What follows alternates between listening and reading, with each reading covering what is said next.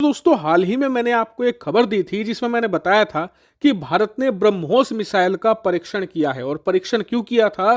क्योंकि भारत ब्रह्मोस मिसाइल से ऐसे पार्ट और कंपोनेंट जो विदेशी हैं उन्हें हटा रहा है और उनकी जगह खुद के स्वदेशी हिस्से उसमें इंस्टॉल कर रहा है। तो इसका कारण क्या है? दरअसल इसका कारण है रूस यूक्रेन युद्ध। पिछले एक साल में इस युद्ध के दौरान हमें बहुत दिक्कतें फेस करनी पड़ी हैं। ना सिर्फ उन हथियारों में जो हमने रूस से खरीदे हैं, बल्कि उन हथियारों में भी दिक्कतें आई हैं जो हमने खुद बनाए हैं। वो कैसे? दरअसल जो हमने रूस से हथियार खरीदे हैं उनके स्पेयर पार्ट मिलने में हमें देरी हुई है। इसके अलावा उन कंपोनेंट को खरीदने में जो प्रतिबंध लगे हुए हैं उन्हें पार करने की जो सिरदर्दी थी वो भी एक बहुत बड़ा मसला था। और इतना ही नहीं, ये तो सिर्फ रूसी हथियारों की बात हो गई। जो हथियार हमने खुद बनाए हैं उसमें भी दिक्कतें आई हैं। आप कहोगे कि ऐसे हथियार जो हमने खुद डिजाइन करे हैं, बनाए खुद हैं, भारत के अंदर ही उनकी मैन्युफैक्चरिंग होती है, ऐसे हथियारों में क्या दिक्कत आ सकती है? तो बहुत बड़ी दिक्कत आई है। दरअसल हमारे बहुत सारे हथियार ऐसे हैं जो हमने वैसे तो खुद बनाए हैं, लेकिन उसमें थोड़ी बहुत रूसी टेक्नोलॉजी लगी हुई है।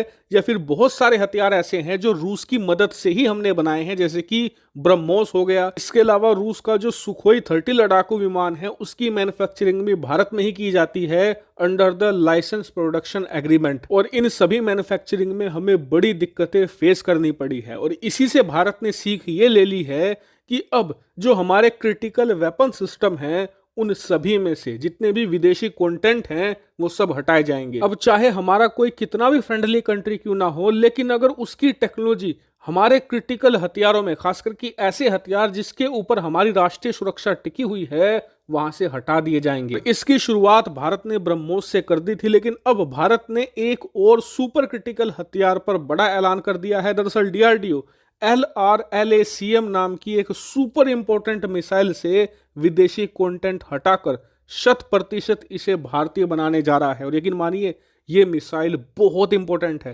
दरअसल ये है एक long range land attack cruise missile और इसकी रेंज है 1500 किलोमीटर। लेकिन यकीन मानिए 1500 किलोमीटर की जितनी भी लैंड अटैक क्रूज मिसाइल है ना, उसमें से एक भी मिसाइल ऐसी नहीं है जो इससे बेटर हो। और इसे भारत की सबसे प्रीमियम लाइन की मिसाइलों में से एक माना जाता है। और ये भारत की राष्ट्रीय सुरक्षा के लिए हद से ज्यादा इंपॉर्टेंट है। और यकीन मानिए हम इस मिसाइल पर बहुत ही ज्यादा निर्भर हैं, क्योंकि ये मिसाइल हमारी जितनी भी क्रूज मिसाइलों का बेड़ा है उसमें one of the longest range cruise missile है। यानी कि अगर कल को भारत को किसी टारगेट को हिट करना है क्रूज मिसाइल से और वो लॉन्ग रेंज पर है, तो हमें इसी मिसाइल का सहारा लेना पड़ेगा। ऐसे में हमें इस मिसाइल को तो 100% भारतीय बनाना ही है। हालांकि इस पूरे प्रोग्राम की अब भी कई लोग खुलकर आलोचना कर रहे हैं। उनका मानना है कि इजराइल और रूस जैसे देश भारत को कभी भी धोखा नहीं देंगे। ऐसे में भारत टाइम और पैसे की बर्बादी कर रहा है।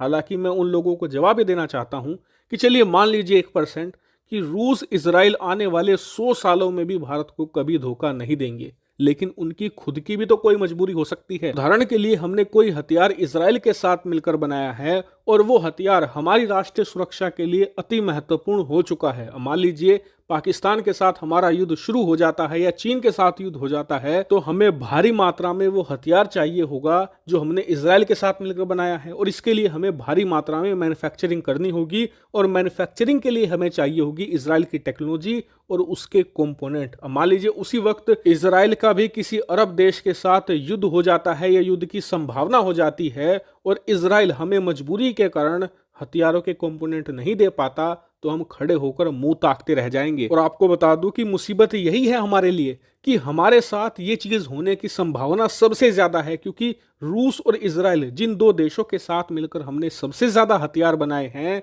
वो कॉन्फ्लिक्ट में सबसे ज्यादा उलझे रहते हैं। जहां पर रूस की टशन पश्चिमी देशों के साथ रहती है, वहीं इजराइल का भी ऐसा लगता है कि पता नहीं कब अरब देशों के साथ युद्ध हो जाए। इसीलिए भारत को तो अति सावधानी बरतने की जरूरत है और इसीलिए भारत बड़े लेवल पर यह प्रोग्राम चला रहा है। हालांकि फिर भी आपका इस पर